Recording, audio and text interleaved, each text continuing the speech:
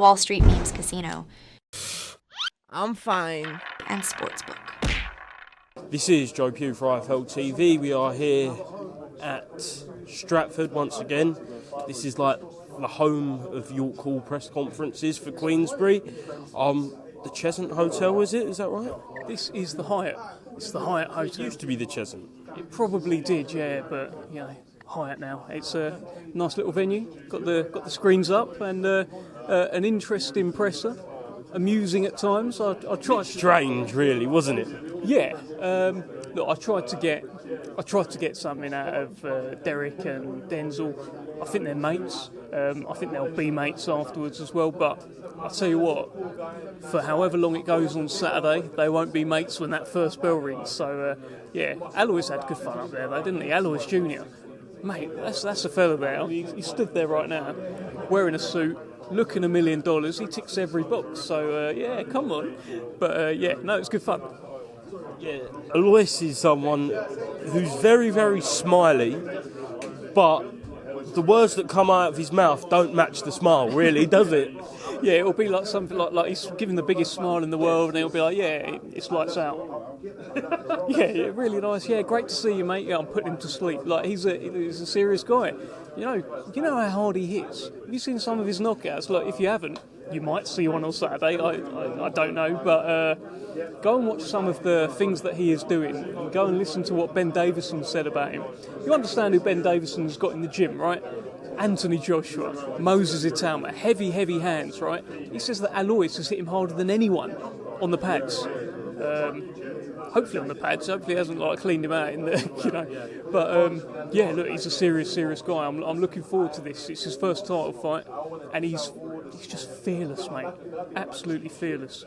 I spoke to Alois, I think, last Friday, and he was saying about his relationship with Anthony Joshua. He said he's like a mentor to him. So when you look at that kind of ecosystem of the Ben Davison Performance Centre, the fighters he's got around him, especially for the likes of Alois and Moses, it is a real kind of apprenticeship, isn't it? It's, they say iron sharpens iron, right? And there's a lot of iron in that Ben Davison gym right now. If you are Alois Jr. and you walk in there and you see AJ stretching, warming up, you see Moses Itauma sort of limbering up, you're in the right place, you're in good hands. So there's no doubt that it is bringing him on, and I'm very excited about it. This could be a breakout moment for him. He'll pick up a couple of cruiserweight titles should he come away with the win.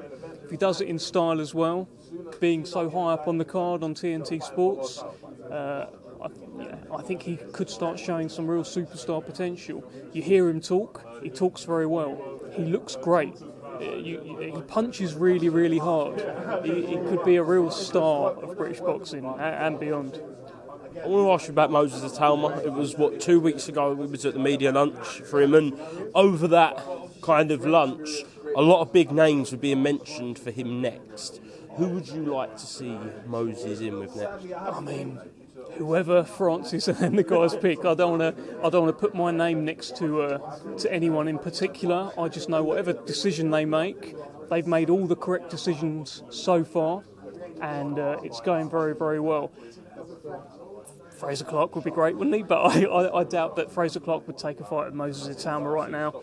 Johnny Fisher would be great, but I doubt Johnny Fisher would take a fight with Moses Itauma right now. And this isn't like disparaging of those guys. It's just, they've got their own kind of path, and I can understand why they wouldn't want to just get chinned by a 19-year-old next future of heavyweight boxing kind of thing. So I get it. I don't know, but I know whoever he does take on, I'm sure he'll make a big statement. He's going to get there. I think he's going to get there pretty quick. I want to go back to the 27th of July, was it? Derek Chisora versus Joe Joyce. Since then, Derek's kind of put out a poster of him versus Tony Bellew for the next fight, which was random. But a lot of names are being mentioned for Derek's last two fights. First of all, your reaction to Tony Bellew, and then who is the last two fights? Yeah, I mean, I don't think my reaction means as much as Tony Bellew's reaction, which was like, no, leave me alone kind of thing. I don't particularly want to see Derek Chisora against Tony Bellew. I don't think Tony Bellew particularly wants to punch Derek Chisora. So I think that will go away very quickly, that conversation. But, it's good clickbait, isn't it? It's good chat. Who do I want to see him fight? I don't know. He's like he's become a bit of a national treasure, right? So you don't want him to go with anyone who could really hurt him. But then when he's just beaten Joe Joyce and he's knocked him down, who can hurt him? He's pretty good. He's still that guy. So I don't really know. But I'm looking forward to it. Whatever he does do for fights number 49 and 50, everyone will be watching. He's one of the biggest stars we have in boxing right now. And I don't know what he's going to do.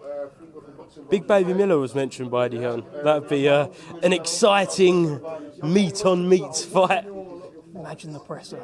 I mean, that would be great fun. I think, listen, Derek Chisora's name you can stick next to any heavyweight right now, and because of the Joyce win, you're like, oh, okay. Yeah, I've heard people talking about him taking on like some prospects coming through and all that. He's probably still too much for a lot of these guys. He's still got a lot to give, and Big Baby Miller, Derek Chisora. Imagine the presser. Imagine the gloves are off type thing, like carnage. Would you be comfortable in the middle of them two? Mate, I'm comfortable anyway. Throw me under a bus, I'll come out driving it. Yeah, don't worry about that. I like that. I want to get your reaction to some comments Chris Eubank Jr. made yesterday on Sky.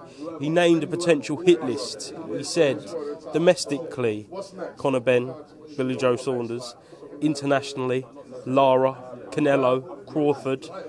A name he didn't mention was Hamza Shiraz. We know that fight was wanted to happen. People did kind of shout for that to happen on the Wembley card. That didn't happen. And then he didn't mention Hamza. What did you think of that? I think he... if you say the name of the boogeyman too many times, the boogeyman can turn up. I think Hamza's his boogeyman.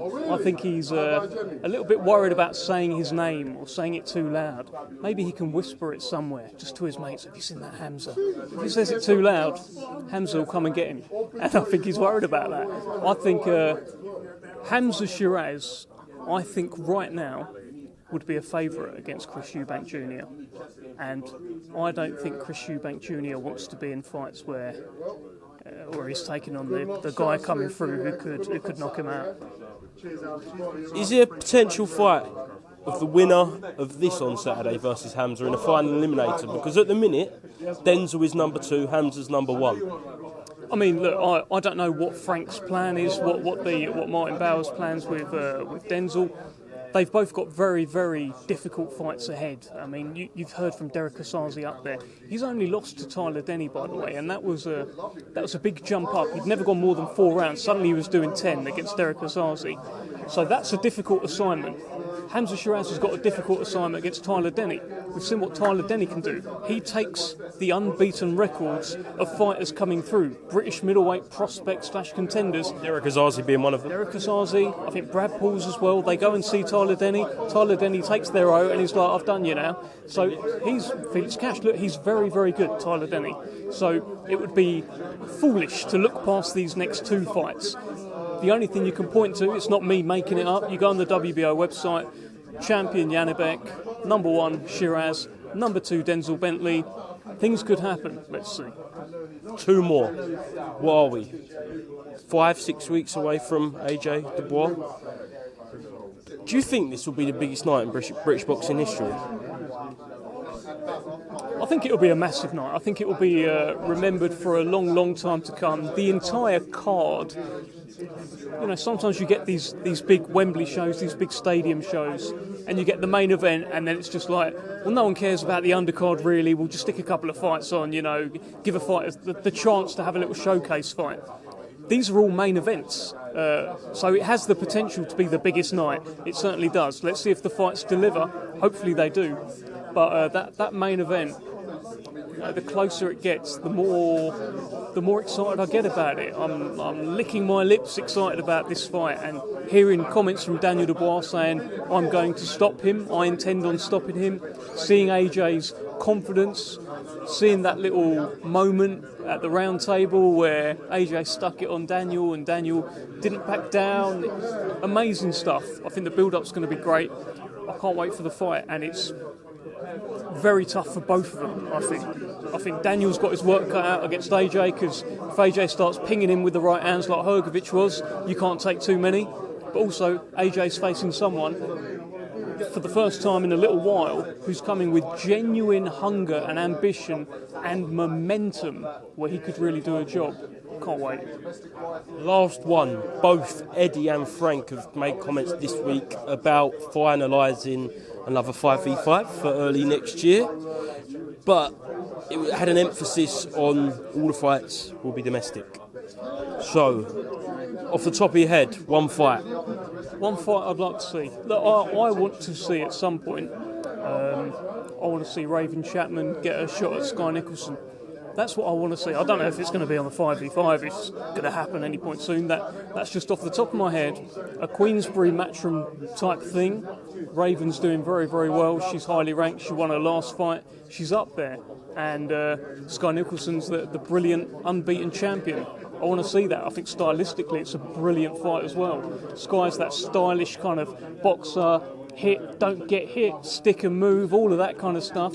And Raven Chapman's just a pressure fighter who'll stick it right on her. I'd quite like to see that. Heavyweight fight. They're not heavyweight, and I wouldn't be calling them heavyweights either, Joe. Don't try and get around that. Don't try and get around that. I don't know, mate. What have we got? So, okay. Your mate Johnny Fisher against Moses Itauma. I love Johnny Fisher, by the way. He's It's a good fight. It is a great fight.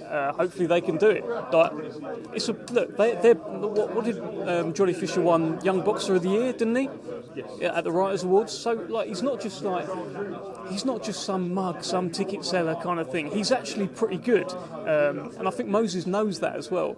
I'd love to see that fight, whether it's coming up soon or next year or the year after that. I would love to see that fight. It feels like there's a little bit of a collision course there. Let's see. See, Dev, thank you very much for speaking to IFL TV. Tune in Saturday 7 p.m. TNT Sports live from York Hall. Denzel Bentley takes on Derek Kazaze. Thank you very much. Correct, and Alois Jr. fighting for his first title against Alonso Berardi, unbeaten. Brilliant night of boxing. Would it be lights out? He certainly said lights out. So Stick your mortgage on it. Cheers, Dev. don't actually.